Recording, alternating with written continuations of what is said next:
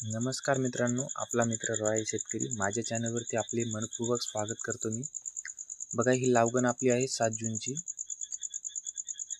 माझं नियोजन हे कोण्या पद्धतीने केले हे तुम्हाला समजून सांगण्यासाठी हा व्हिडिओ बनवलेला आहे मी.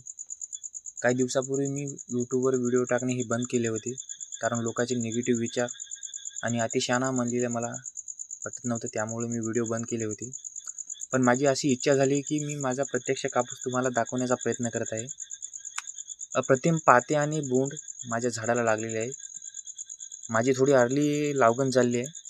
आपली 27 तारखेची लावगण असेल. बघा, कोण्या पद्धतीने नियोजन करायचं आणि कोण्या पद्धतीने फवारण्या किंवा खताचं नियोजन करायचं याविषयी थोडक्यात तुम्हाला माहिती सांगणार आहे मी.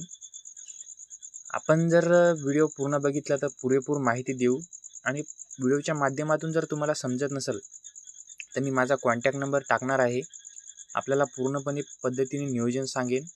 या शेतामध्ये मी गेल्या वर्षी कोरडवाहू एकरी 10 क्विंटल कापूस घेतलेला आहे. यावर्षी पाणी आहे, त्यामुळे मी थोडी अर्ली लावगण केली आहे. बघा, तुम्हाला जे लहान झाड दिसेल किंवा मोठं दिसेल त्या प्रत्येक झाडाला बोंड आणि पात हे बहरून दिसेल. ते कोण्या पद्धतीने थोडं मी यावर नियोजन केलेलं आहे. तुम्हाला जर अधिक जाणून घ्यायचं असेल तर प्रत्यक्ष माझ्या व्हिडिओतून तुम्हाला हा माझा प्रथमच व्हिडिओ आहे या प्लॉटमधला. तुम्हाला जर अधिक जाणून घ्यायचं असेल तर की पातं कसं टिकवायचं किंवा लाईनच्या लाईन कशा लावायच्या पात्याच्या, माझ्याशी संपर्क साधा. हा माझा नंबर आहे. बघा, जिथं पाहिलं तिथं तुम्हाला पातं आणि बोंड दिसेल, आणि पात्याची गळ हे दिसणारच नाही तुम्हाला.